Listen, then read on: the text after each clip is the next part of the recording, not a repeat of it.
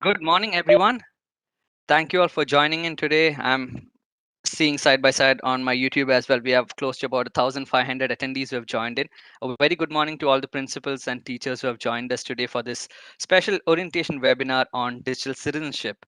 Um, Great to have you all join us today. In fact, we were looking at the registration forms and the overwhelming response in terms of number of teachers and principals who have registered. So this is a very special webinar on a new skill subject called digital citizenship that CBSE has just launched. And we'll tell you more about what this subject is, how it is beneficial not just for students but for teachers as well, and then followed by towards the end a 1 hour workshop on some interesting aspects from this curricula, right? Joining me today are also Irene, who is my colleague and who has been instrumental in developing this digital citizenship curriculum. She is a senior mentor at 1M1B Foundation. And I'm Safin Matthew. I'm the programs director at 1M1B Foundation. We have been a partner in developing this content with Meta Platforms Incorporated. And we also have two teachers who will be joining us just in a bit to share their experience as well. Okay, so let's get started. Just take a look at these headlines that you see on your screen, right? All related to cyber crimes, all related to digital safety. Shocking. We are living in the digital age, the current generation, the generation Z as we call them, or you know, the generation that is born into the digital age with digital devices.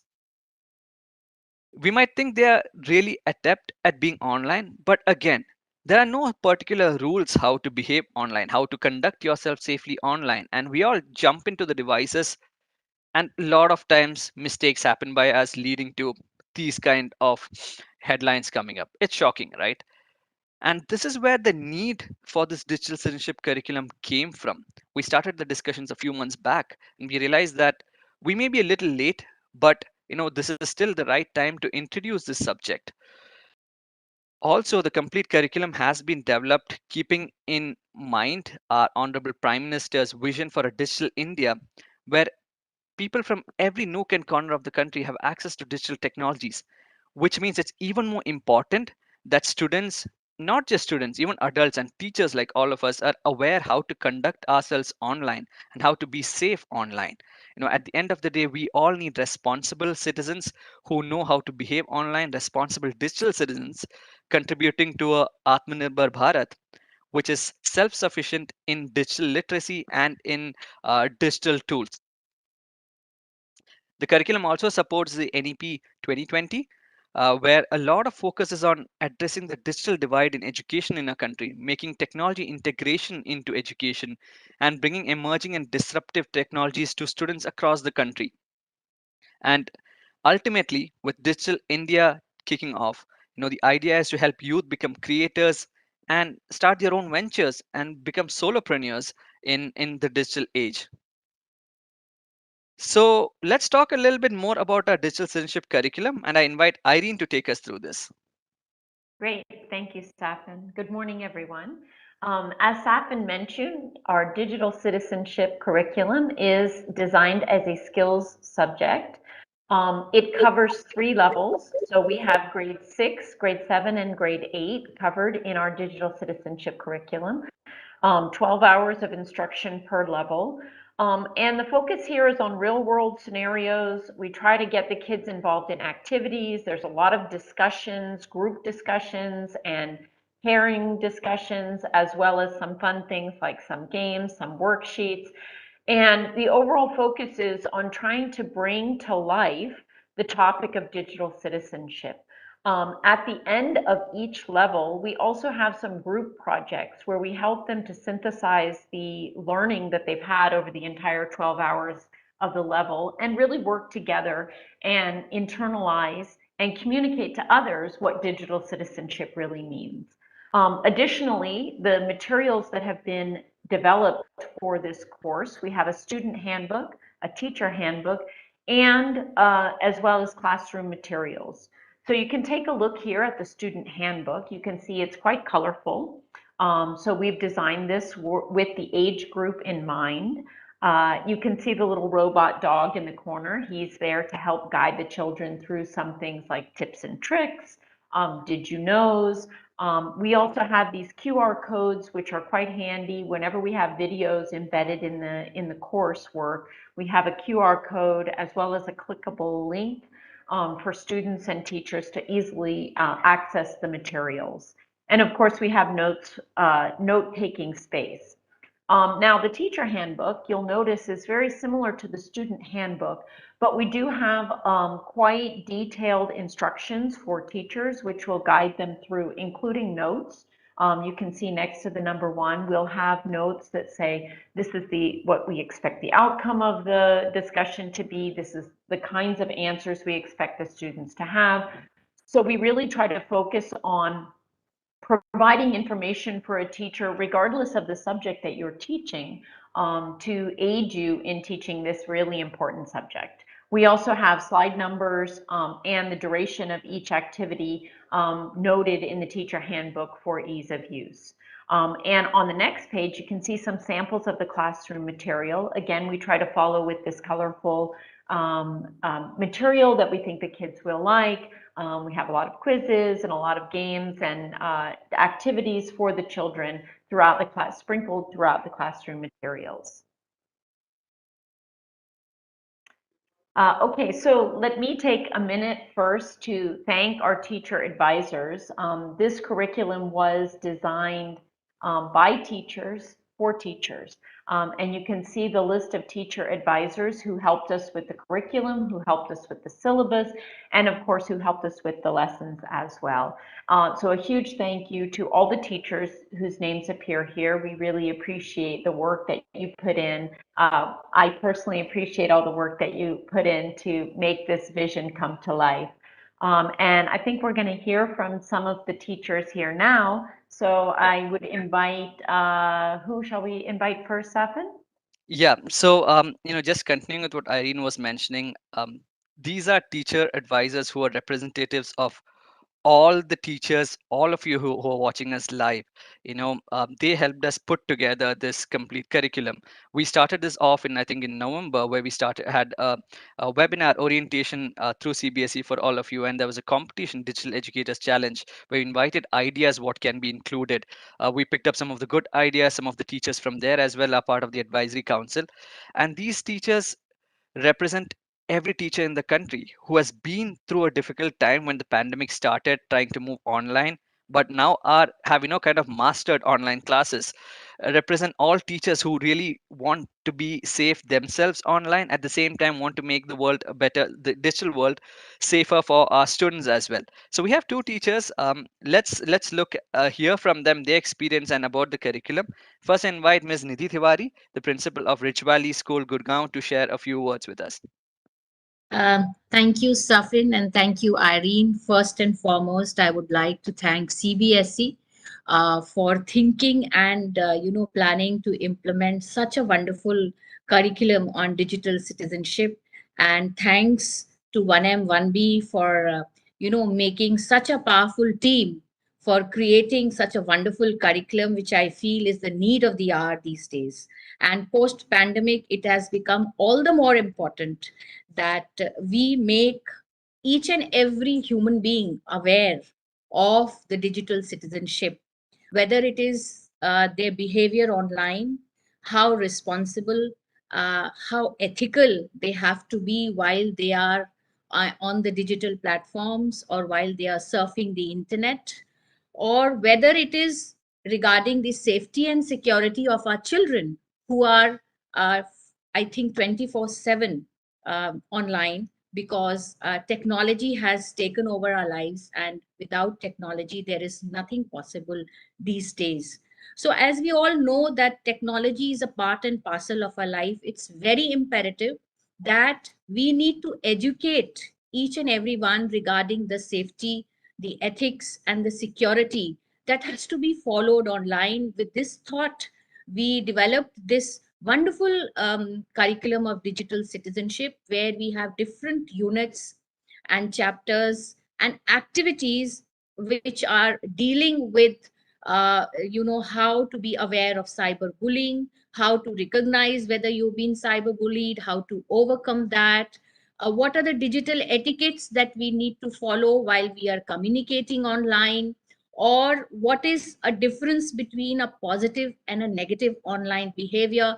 So on the whole, we all sat together for hours together, and we have done a lot of brainstorming with Irene, with Safin and the team together, to think of the lessons, to think about the teacher's handbook, to think about how the students should be involved so that they don't find this subject as a boring or a monotonous subject. Instead, they find it to be the most interesting curriculum in their classes, and they are eager to know about what they need to do and how they need to be aware of what's happening online and how to be safe online.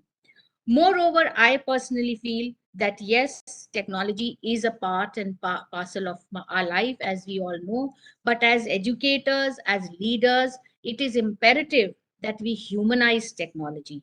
And to humanize technology, it is important that we educate children, we educate our teachers that how to be safe, how to respond, and how to behave ethically while you are working on digital tools, or you are on social media, or you are on digital platforms. So I'm looking forward for a wonderful session and a wonderful implementation of our digital citizenship curriculum, because it's very close to my heart, and we've really worked very hard to bring everything together with CBSE and with 1M 1B.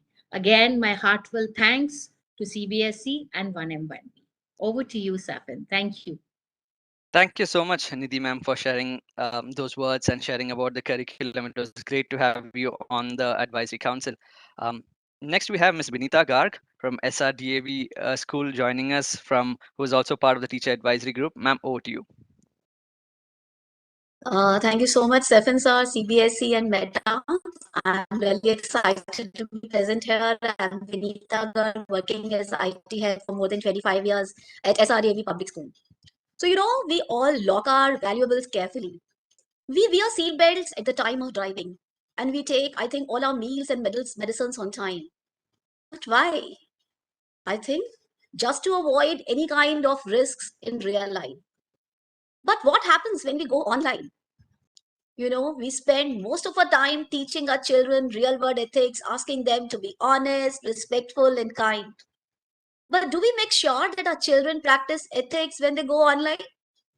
We are all living in an era where our children, they learn to click before they can even crawl. They are digital natives, I think, and they have grown up with digital technologies. And even when our students, they are comfortable and skilled with technologies, the ways they may use it may not be appropriate. They may use technology in unethical ways, like they may, while doing their assignments, they may use some unfair means, or they may use it in socially detrimental ways, like bullying others on social media. So this makes it all the more important to help our children, I think critically, behave safely, and practice responsibly and ethically in the digital world. And here comes digital citizenship into picture, which is, I can say, a set of guidelines or rules for appropriate and responsible online behavior.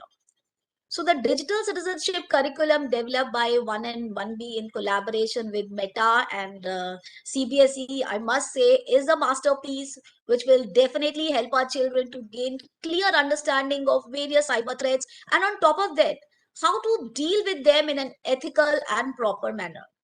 As Stephen sir has just said, our honorable PM always, he talks about his dream of digital India, where cyber security becomes an integral part of national security. So I request everyone, urging all principal ma'ams and teachers who are present here, let's join our hands. Let's do our bit to help our honorable PM dream of digital India come true by adopting this curriculum and making a young generation, not only netizens, but safe and smart netizens. So please adopt this curriculum and give way to digital India, which is safe, secure, and bright. So thank you so much. Thank you so much, Vinita ma'am. It was great to have you and your inputs as part of the development of the curriculum. All right, so let me go back and share my screen again. As we mentioned, um, we had the launch of this curriculum in a small event at the CBSE office last Thursday. And a big thank you to CBSE, Dr. Shaha, RP Singh sir, and the entire team at CBSE for bringing this vision of bringing digital citizenship as a subject for the students and making this a reality and supporting us bring this out. So thanks a lot to CBSE leadership team. Here is a small snapshot video of the launch and how we felicitated some of the teacher advisors who are part of the panel. So here you go.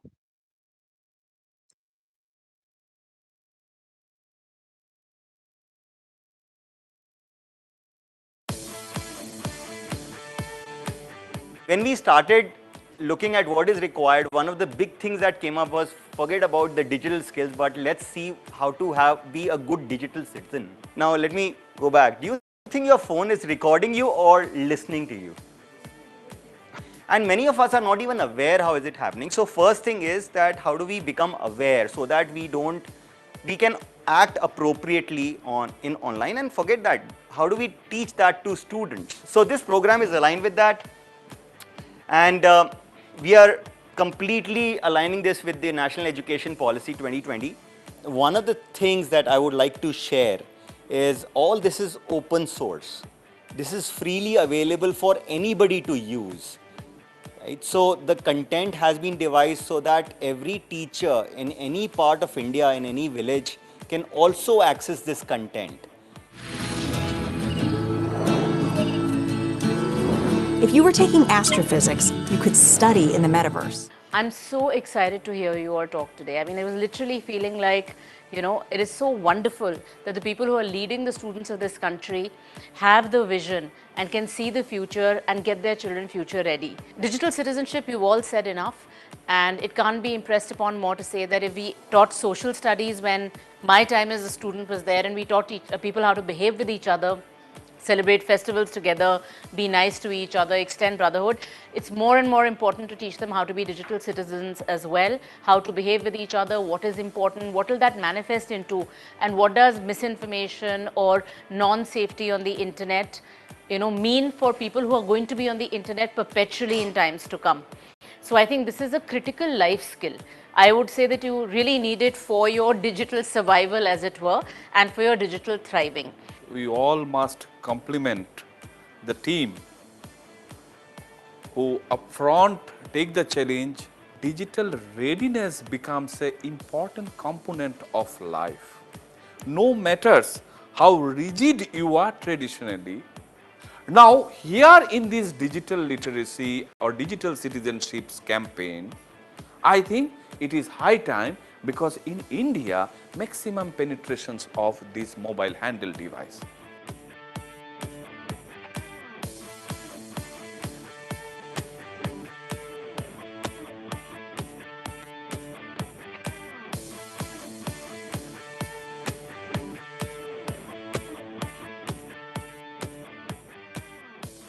How do you spot safe news?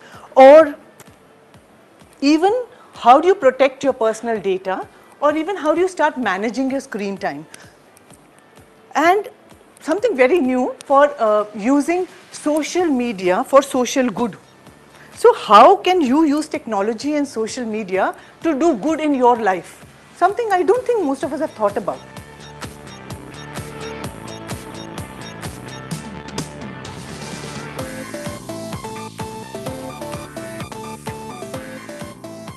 We as teachers, we as facilitators are no more just teachers. We are those people who handhold them and lead them in that direction where we can actually make sure that they are taking the right decisions, right path.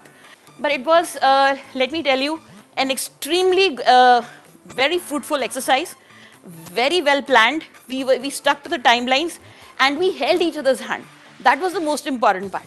There were times when somebody was ill. There were times when Nidhi was hit with COVID. There were times when there were others who weren't able to do some work. We pitched in for each other. That was teamwork. That is what teamwork was. So that is, I must say, kudos to all of us. I mean, we deserve a round of applause for that. Finishing it on the 31st of January was the highlight. So yes, all of us came in together. We went in and we rocked it. So I must say that the way we have done it, we have collated it. It's a beautiful book. Please make sure that it gets actually manifested in your curriculum. And not only by the computer teachers, but also by the other subject teachers. That's all I have. Kudos to everyone.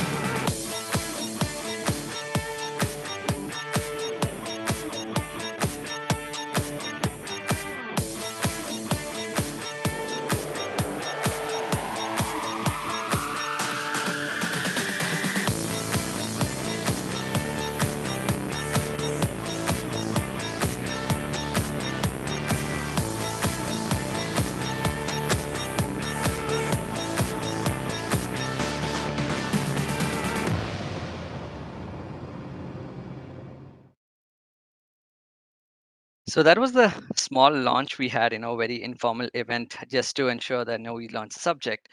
Thanks again to all the teachers who are part of the launch event, and of course the teacher advisory group from across India. And thank you to all the CBSE management as well. All right, so Irene, if you would like to take us through the 7 basic aspects of the digital citizen course. Yes, I definitely would. So, digital citizenship can mean a lot of different things to a lot of different people. Here are the 7 aspects that we have chosen as our foundation for this course. Obviously, the first one is welcome to the digital world. And actually, this is all about device management. How do you know your settings? What information are you giving off when you turn on your mobile phone or you turn on your computer? We then move on to digital etiquette, which is obviously how do you act in a safe, secure, polite, and respectful manner when you go online. Your digital footprint is all about the tracks that you're leaving behind, whether it's consciously in, let's say, posting on social media, sending an email, or unconsciously that you may not even realize that you're doing. Digital well-being is so important for children these days. As Nidhi and Vinita both said, they spend a lot of time online. It's important that they learn how to balance, and they learn that the offline world is equally as important as the online world. Of course, no digital citizenship curriculum is complete without cybersecurity, where we talk about how to keep your devices and your person safe. Then we move on to things like information literacy. How do you do research properly and effectively on the internet? How do you not plagiarize? How do you spot fake news?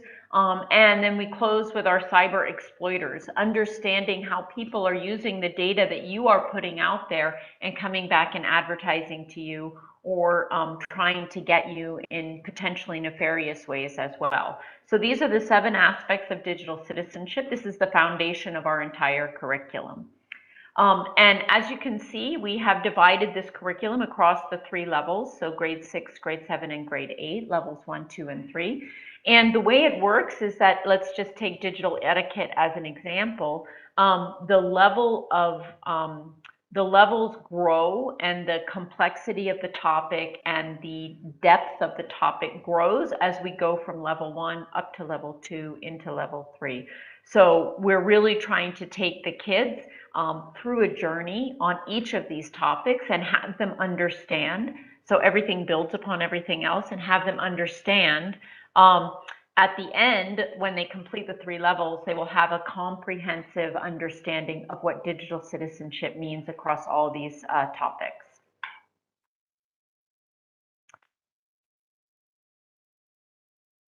So as I mentioned before, this subject was created by teachers for teachers. You heard some of them speak in the video.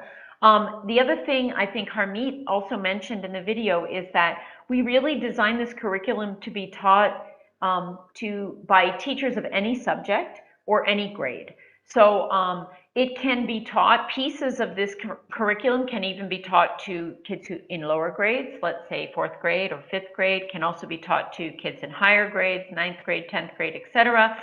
And you can be a history teacher, you can be a geography teacher, you don't necessarily have to be a computer science or an ICT teacher to be able to understand, internalize, and teach this topic. And how can you implement this course? So there's a couple of different ways that we have envisioned that you could implement this course.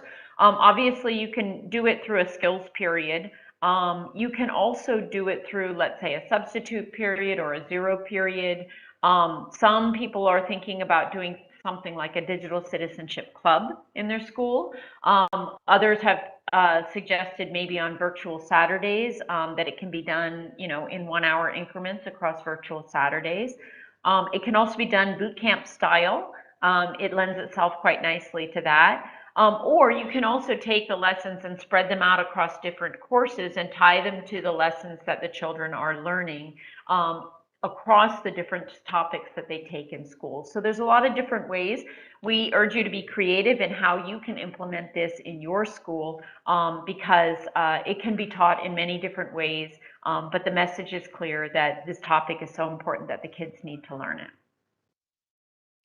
Right. And with that, that's the curriculum. So just want to take you through the training plan as well, how we want to ensure that teachers across the country are well equipped, your skills are developed to take this to your students further, right? So of course, it's a skill subject. The school can opt for digital citizenship as a skill subject and, continue and take it. But from, in terms of implementation and training, this is what we're planning. There'll be a few master trainings. Of course, we have the orientation today. Hope most of the schools sign up to take this as a subject in terms of trainings, at least where teachers can be trained. We have master trainings where, on your Google form where you're choosing the training, you have the option if you would like to be a master trainer. This essentially is a comprehensive training of over 3 days, 2 to 3 hours each day, where we take you through each part of the three levels that's developed, each handbook, and tell you these are the main topics. This is how you share it with your students. How do you make it exciting and a fun way, shared with your students. So in case you're thinking of taking this as skill subject this year or next year and want to be the main teacher for it, master trainings for you. Then we have the train the trainer trainings, where if you would like to be a teacher who is either taking it as a skill subject, and this will also be led by some of the master trainers. As a master trainer, you will help us train other teachers across India, right? So as part of the train the trainers, master trainers will help train other teachers in different schools across India to take this to their students, and also to be well versed in what digital citizenship is and the key elements and the 7 topics that Irene mentioned on each of those, to be well versed in that. And then you take this for your students and teachers further. Then we have the awareness training. So now in case you're somebody who does not want to go too much in depth about digital citizenship and the complete curriculum, right? Then we have the awareness training. So these are ideally 2 hour trainings for teachers of all subjects and all grades. As we said, digital citizenship, there's no escaping from the digital world. So it's good that we are all aware. So these are awareness trainings where either on CBSE WebEx or on YouTube, we have different sessions where you come in, we take you from the 7 topics, key elements of each of it, which is important for you. We take you through that, how to remain safe online, and at the same time, how to make sure your family and your friends, your students are all safe as well. So you become digital champions in your community as well. That's awareness trainings. And then we have the webinars. Webinars will ideally be small, short, masterclass formats, 1 hour sessions. Each webinar will cover one of the key topics, right? And we'll just discuss in depth about it, let's say, for example, on passwords. So one session will be completely on passwords and safety online. How do you ensure you come up with a strong password? What are the things to avoid? Where should you not note down your password, etc. And we'll create a forum where many of the teachers from across the country can ask their questions and get their queries cleared. So that's the webinars. And these are the 4 types of training plans. I highly recommend you to go and register if you haven't already. The teacher trainings we plan to start from next week. So you can scan your QR code, or else if you want to go online, just type this into your browser: bit.ly/dc and digital citizenship DC teacher trainings, and you can register your name and what kind of trainings you'd be like to be part of, and we'll create a calendar and share with you. So for master trainers, we have limited slots. It's going to be only about 20 or 30 of them. Some of the teachers from the advisory group will also join. So in case you don't get selected as a master trainer, do not worry. You can still be trained over a 3-day training as a trainer and then take it for your students, right?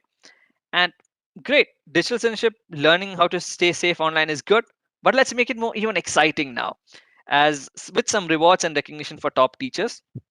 So you attend a training, any one of these trainings, and then what we would request you to do is further engage with 20 teachers and 40 students. So this could be from your school, or it could be from a smaller school that your school is supporting, or in your community, anywhere, right?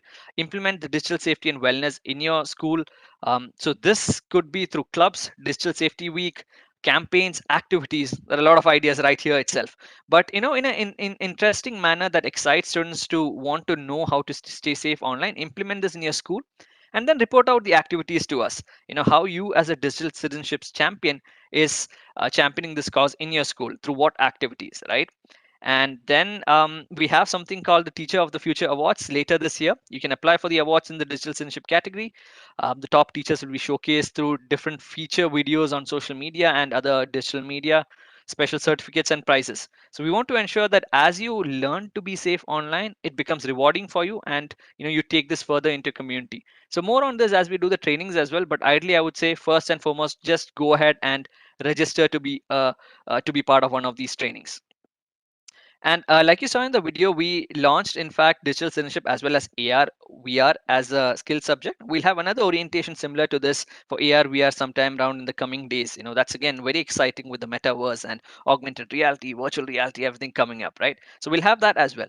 But for now, digital citizenship is the way. And as we are talking about Web 3.0, about augmented reality, metaverse, etc., it's even more important as technology is growing much faster that especially our students learn to stay safe. This is the age where students spend more time online. You put on your virtual reality headsets and get into gaming. But again, there are a lot of things to be taken care of there as well in terms of how do you behave, how to use remain safe. So again, it's at the core of it, at the foundation of it is digital safety and wellness. Okay, so that was all about our curriculum. Now, over the next 1 hour, we will do a small workshop on some interesting bits from this curriculum and tell you how you can remain safe as well. So let's get started. Irene, over to you. Okay, great. Thanks, Safin. So obviously, first and foremost, we probably should define who we think a digital citizen is. This is to make sure that we're all on the same page with when we say we're talking about digital citizens and digital citizenship, what is it that we mean? So very simply, it's someone who has the skills and the knowledge to use technology in an effective, responsible, and safe way to engage with others. Right? So this is talking about, it could be going onto social media, it could be through your emails, it could just be through browsing the web and making sure that you understand what you're looking at. So this is our umbrella term of what is a digital citizen. Now, with every citizenship, whether it's citizenship of a country, citizenship of the World Wide Web, there come a set of responsibilities and a set of rights. So we also talk to the children about what are your rights as digital citizens, and also what are your responsibilities. So obviously there are things like, yes, you have the right to access and use digital content. You have the right to privacy. That's a very big one, obviously. You have the right to report people that you feel are acting inappropriately. These are some of the rights of a digital citizen. And likewise, there are plenty of responsibilities.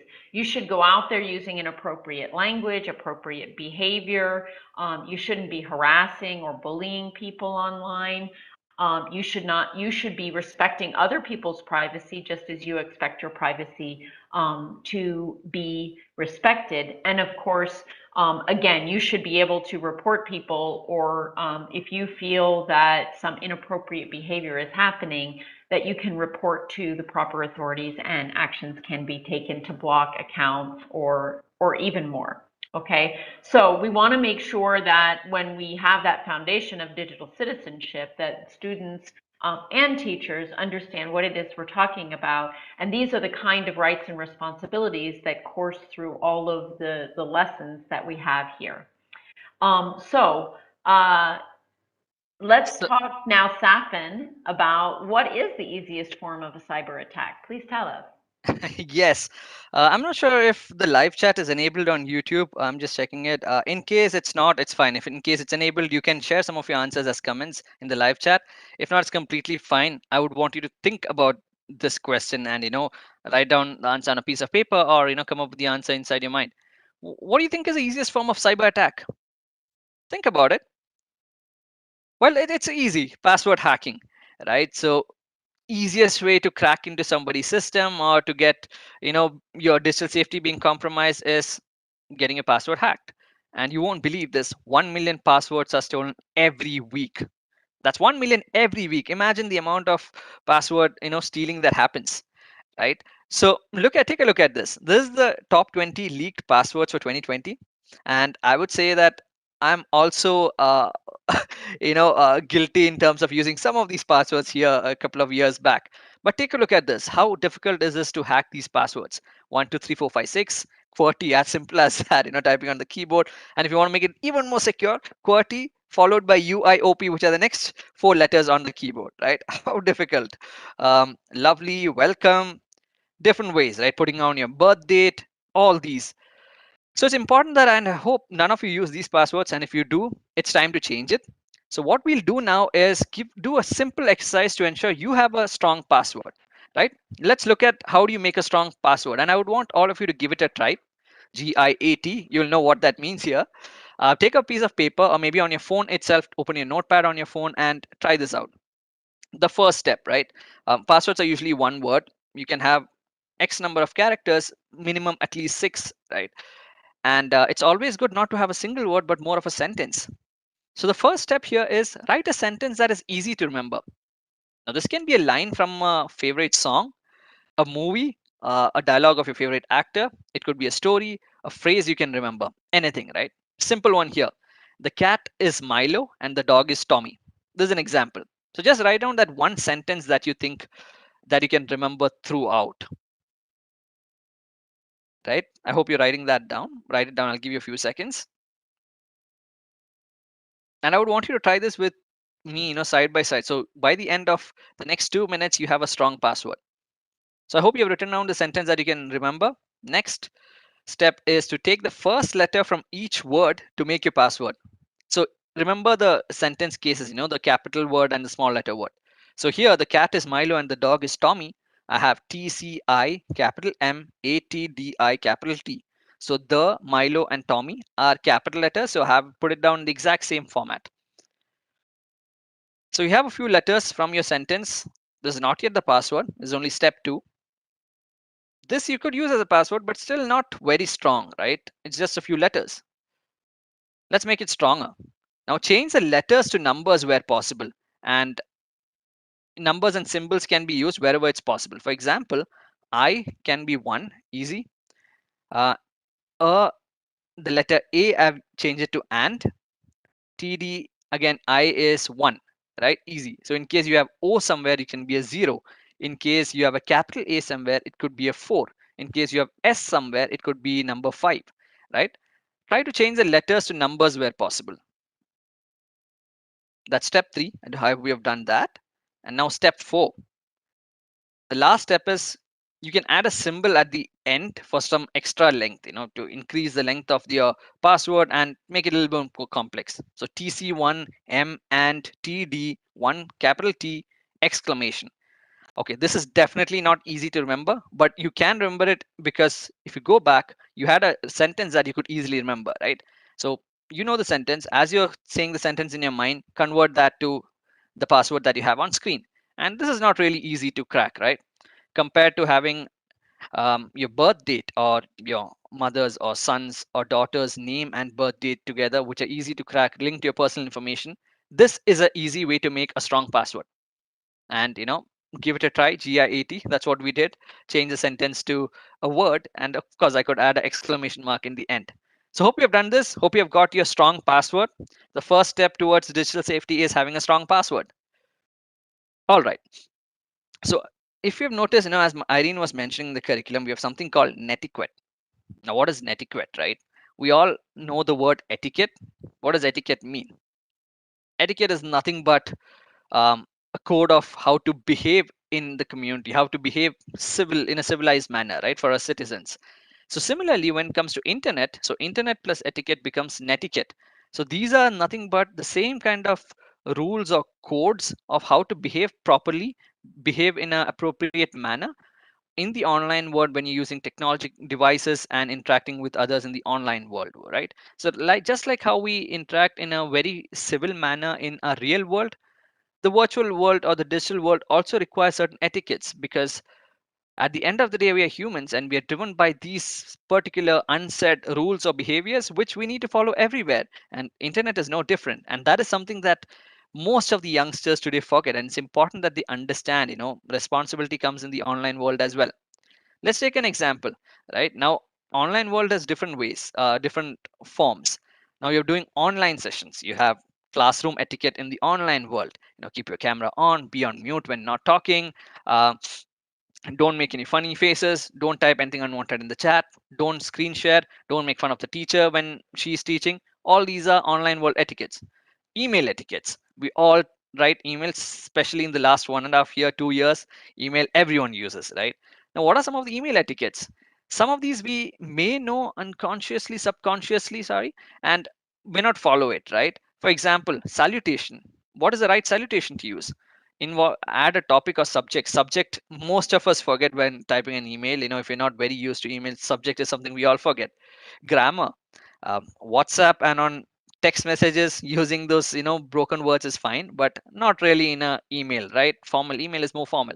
So grammar, not using emojis that we use while texting, all that is important. So we're all used to uh, communicating in the online world thanks to the phones that we use, thanks to the different messaging apps we use, short forms, but not on email.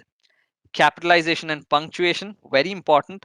Sometimes we have this tendency to use capital words where unnecessary, and that calls for extra attention. If you type the whole email in capital, it just means that it is a very urgent situation and the tone comes out very differently, right? So that is important. Don't use capitalized words when not necessary. Punctuations, don't use too much of exclamation marks, too much of dot dot dot, full stops, etc. Again, all part of our um, online communication etiquette that we do, which is very informal on our messaging apps but not on email. Always have a sign off. It could be yours sincerely, or it could be your name followed by your designation and contact number maybe. Try to be positive in your communication email. We don't want to be completely negative, right? So that is one of the things we need to follow. Even if it's something that is like a issue that we're addressing, look at spelling it out in a positive manner. And of course, emails are written or a digital form of where you're reading it. People cannot understand emotion. So it's important that you spell it out clearly what you're trying to say through your mail, right? So these are some of the email etiquettes. Now, if you look at it, so many things to remember while writing an email, right? Which, as we do a lot of emails, we get used to it. So similarly, for everything in the online world, we need to have these kind of etiquettes or netiquettes, as we call them. All right, let's look at what are some of the things that digital citizen do while posting? And Irene, take us through this. Okay, so obviously, um, being a good digital citizen means you have empathy for the other people, the people that are on the other side of the screen that you may or may not see, you may or may not even know. So some of the things that we really want to make sure that students understand is, first of all, how would the subject of my post feel if they saw it? If you wouldn't say something untoward to a person to their face, or you wouldn't write it to them and pass them a note, you may want to think about whether or not they would feel good or not so good about something that you're posting online about them. Likewise, you might think, would I say this to somebody's face? Would I actually go and maybe use bad language or tell them that what they wrote was dumb or anything like that? No, you probably wouldn't. So think before you post, right? The next thing, of course, is, will it hurt the person's reputation? One of the important things to keep in mind about the digital world is that we create digital footprints all the time. And those things live on well beyond when you think they're gone. So someone's reputation could be harmed 2 years from now by something that you've written about them today. So it's very important to keep that in mind as well. Of course, you can also personalize it. What if someone wrote something like that about me? Would I feel good about myself? If the answer is no, then it's probably not worth writing. And then, of course, the final test is, would I want my friends, my parents, my teachers to read this about me? If the answer to that is no, then probably you wouldn't want someone else's parents, friends, or teachers to read it about them. So our tip for all of our students is to post. When you're posting, think about the grandmother test. If you would upset your grandmother by posting something, or you would upset somebody else's grandmother by posting something about them, then it's probably not worth the time and the effort it's going to take you to post it. It may create a lot more heartache than is really needed. Okay? So I think we have a small video here that's going to talk a little bit about digital footprints. Let's take a look.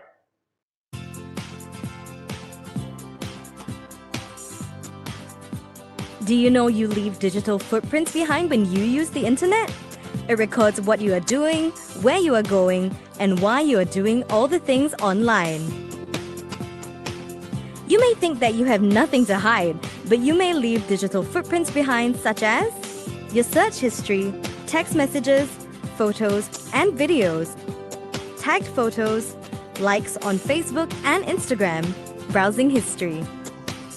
Why are digital footprints important? If you're not careful, you may leave bad footprints behind. Your online reputation may be at stake. Your words and photos can be misinterpreted. Content for a private group may be spread to a broader circle. This will hurt relationships and friendships. Your future employers may check on your digital footprints.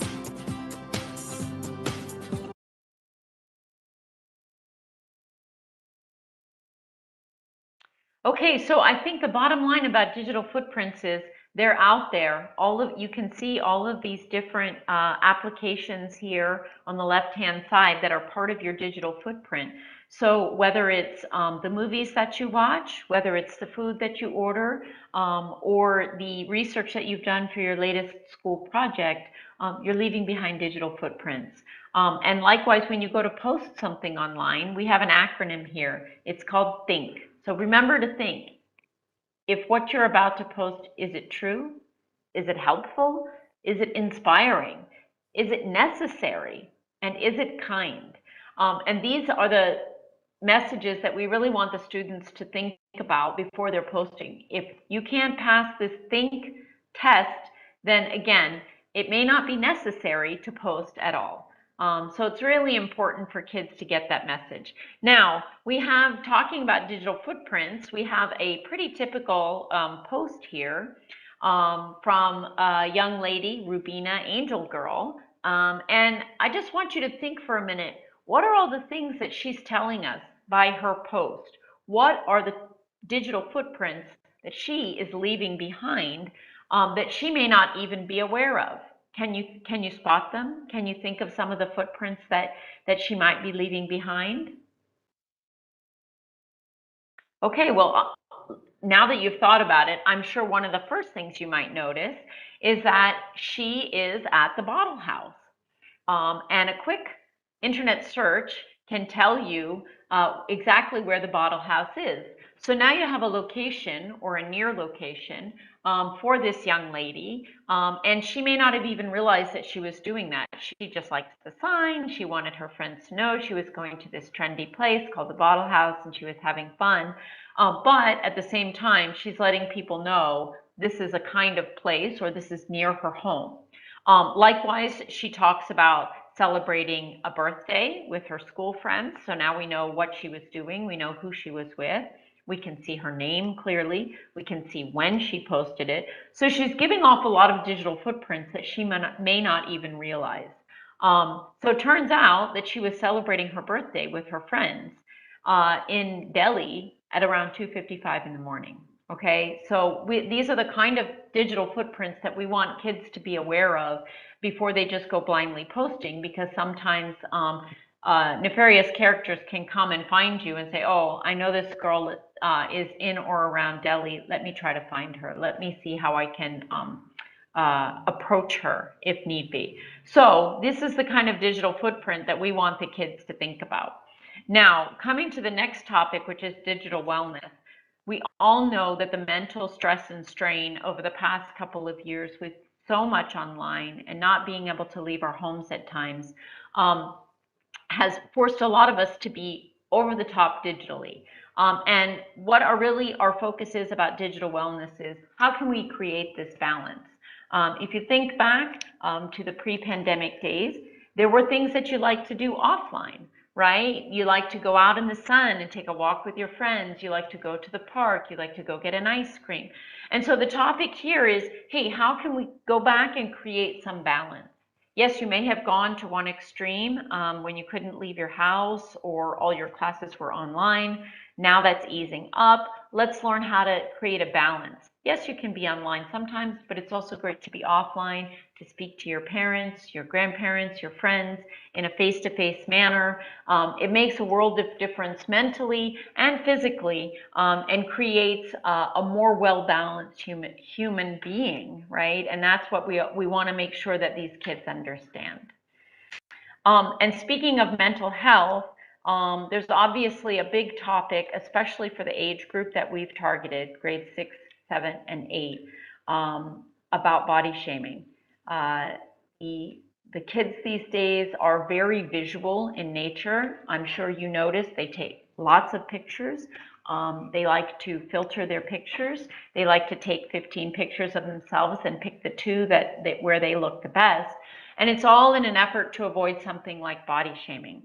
And it's not just students, it's also obviously some of the biggest stars on the planet. So what we want the kids to understand is, yes, there is pressure. Yes, someone like Priyanka Chopra feels the need to look a certain way, but at the same time, that's her profession. That's her chosen path in life.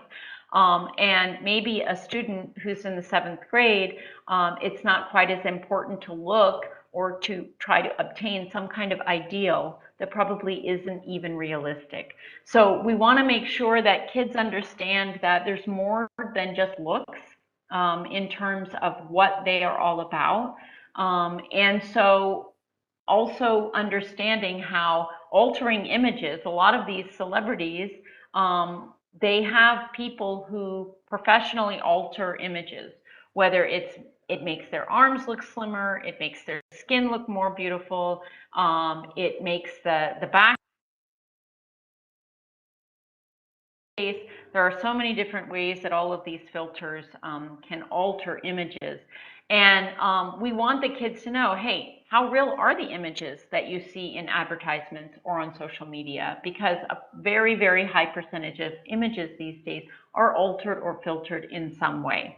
And, you know, kids like to do these filters where they put bunny ears or they put glasses, and that's one simple way for them to understand, yeah, putting bunny ears is quite fun, but there are other ways that you can make yourself try to achieve an ideal, which may not be how you look in the real world. And what we want to encourage the kids is to be authentic, to understand that they are appreciated and loved for themselves. And it's not just about if they have the perfect skin or the perfect hair, it's also about them as people. So we want to talk about filters and why using filters, while it might be fun, is not always innocent. And so what we want to do is we want them to think about, hey, I am a worthy person. I am someone who, beyond how I look, I can be appreciated. So they might be quite good at academics. They might be quite good at dance or at playing a musical instrument, at playing football. They might be great at math Olympiad. And those are also things that they can be proud of. And it has nothing to do with how they look. It has to do with who they are and how they conduct themselves. And we want kids to understand, we want you to understand, right, that it's not just about how you look online or how you portray a party that you went to and how fabulous it was. It's also about being authentic and being real online. Okay, so this is a big, big part of the curriculum. We spend several lessons on body shaming because we understand it is such an important topic. The other thing I would like to say is that body shaming, while often associated with girls or women, it impacts men too, and we do discuss that in our curriculum because it's really important that boys know that we understand that it's not just the girls who are potentially body shamed, but it's also the boys who, you know, they need to look a certain way, they have to have certain muscles and stuff like that.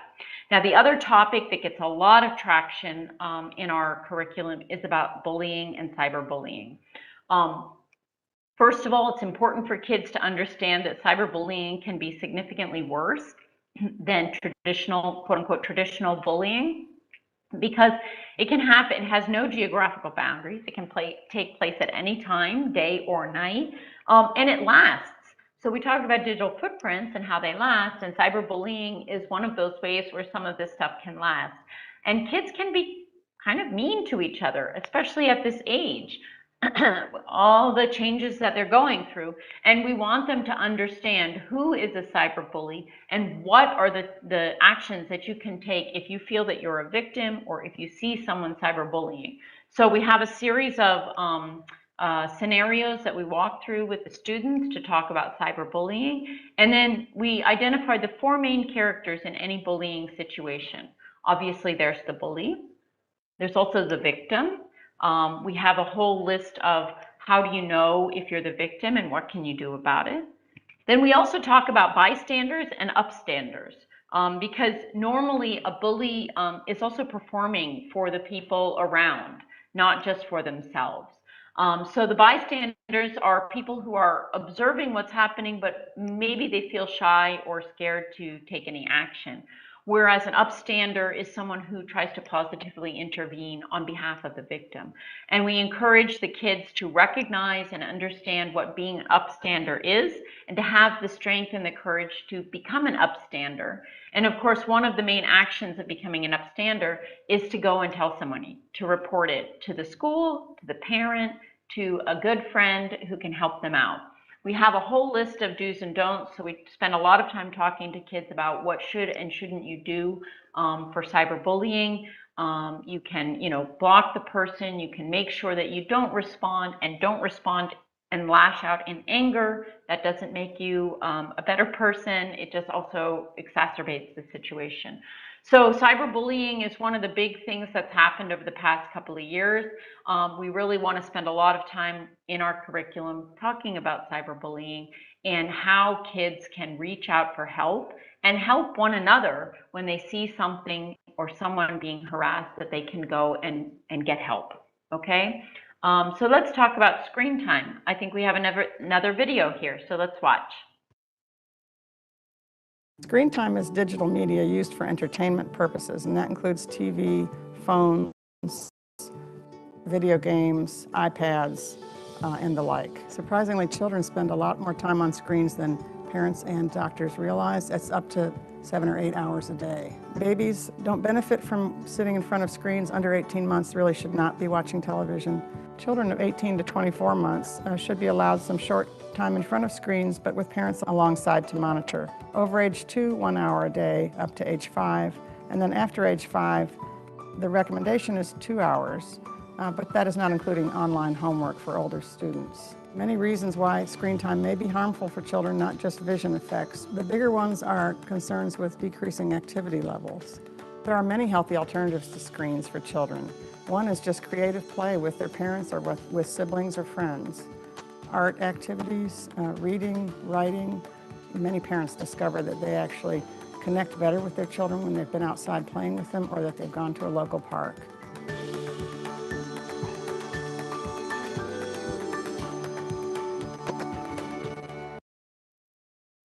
Some great ideas there on how we can avoid excess screen time. And I invite all of us, myself included, to do a quick check-in now to say, hey, how much screen time am I really doing on a daily or weekly basis? So, some quick gut checks. Are you checking messages at night when you're supposed to be sleeping? I know a lot of kids, they never turn off that little indicator, the notification bar on their phones or tablets. Have you ever spent more time online than you meant to? All of a sudden an hour has passed and you didn't even realize that an hour had passed. And of course, there's also the binge watching of a show. You spend all day watching your favorite team in a cricket match. There are lots of ways to engage in screen time. And in the cyber exploiters, we also talk about how big companies use data to capitalize on that and feed you more in things you might like this. And so it's really takes some deep reflection and understanding of what kind of time are you spending on screen time, and then recognizing what are some of the harmful effects of too much screen time. Like, it makes it harder to sleep at night. I've seen kids get angry if you try to take their screen time away. You probably feel very drained after you have been on screens. So all of this can be an impact of too much screen time. Now, we realize that kids are going to be online. We're all going to be online, but the purpose of our discussion is to focus on balance. And we actually ask the kids to go through an activity where they identify their current digital habits, they identify the things they like to do offline, and they try to create something called a habit tracker. So we have a series of worksheets where we lead the kids through a discussion to say, hey, what are the things you like to do offline? How can you do more of those? What are the things you like to do online? How can you pick and choose? What are the right things to do? And then how can you track your habits? Because sometimes a lot of kids don't even realize, all of us don't even realize how much time we're spending online until we really start focusing on, wow, I spent more time than I expected to, and maybe I'd like to change my habits. And so we go through a exercise over several lessons in both level 1 and level 2, focused on, hey, let's hone in on our habits and try to create positive habits that make us better people, better students, and better parents. Okay, so now, whoops, I think the next thing is there something more, Yeah, Sasha? I can take that, Irene. Okay, great, thanks. So yeah, just wanted to reiterate that please ensure this is all interesting content and very relevant. So please register if you haven't for the teacher trainings and all these materials. The digital citizenship handbooks, student handbooks, the teacher handbooks, and the classroom resources will all be made available on the CBSE website. I think it's going up today. The links will be made available to you. And even if you don't have it, don't worry, because when you're part of the trainings, we'll share with you the links, how you can use them. In fact, the teacher handbooks are very well made, such that self-explanatory becomes very easy for a teacher to look at the steps. How do you take each topic and take it in your classroom? And in case you attend one of our trainings, it becomes easier for you to actually go and take it for your students further. Right. So we'll come to this last part on something that is very interesting, a big pandemic that is affecting all of us, not the COVID pandemic, but one of the biggest pandemics of our times. Any idea what this is when you're related to the digital world? Think about it for a second. Well, I'm talking about fake news. A huge issue, right? We don't know what to believe, what not to believe in today's world. um, Social media messages, messaging app messages that come up, we just forward this sometimes without even knowing. Sometimes they are so authentic that you feel that, hey, this has to be true, and you forward it, but need not be, right? During especially during the COVID pandemic 2 years, lot of myths and rumors and messages which are not true circulating about, this helps you get rid of COVID, or do not take vaccines, it's harmful, XYZ, right? You didn't know what to believe. So here's an interesting video from United Nations from their verified campaign. Take a look at this.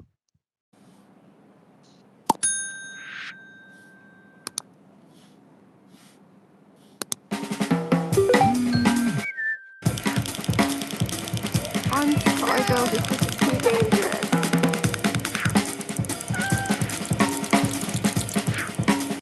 I'm shocked. There is absolutely no scientific evidence to support any of the claims in the article. It's ridiculous. قال عن القطط إنه القطط خطيرة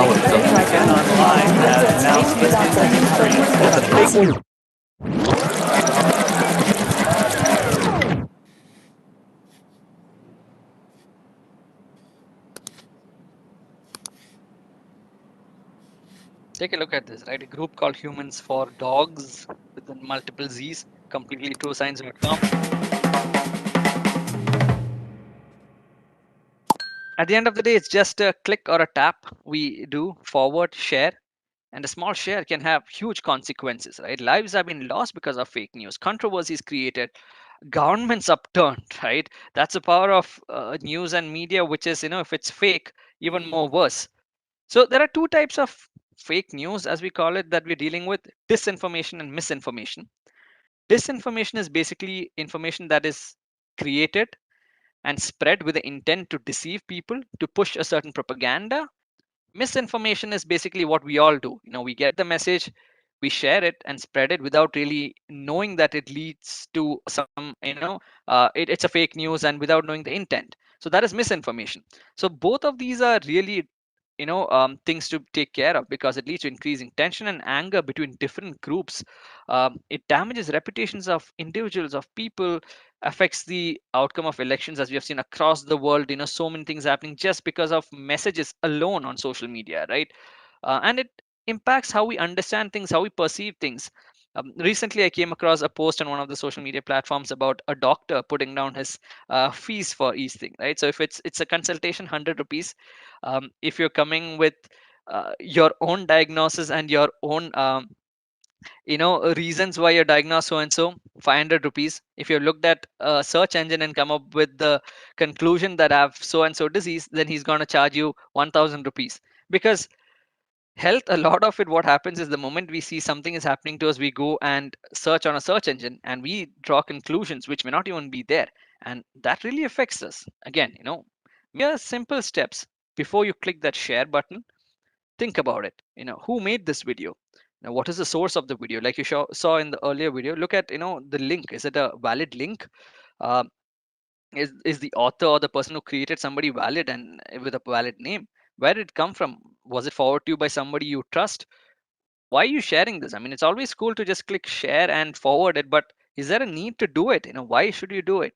You watch it and leave it, but if it is worth sharing, like the think principle, if it's worth sharing, if it's useful, if it's relevant, then you share it.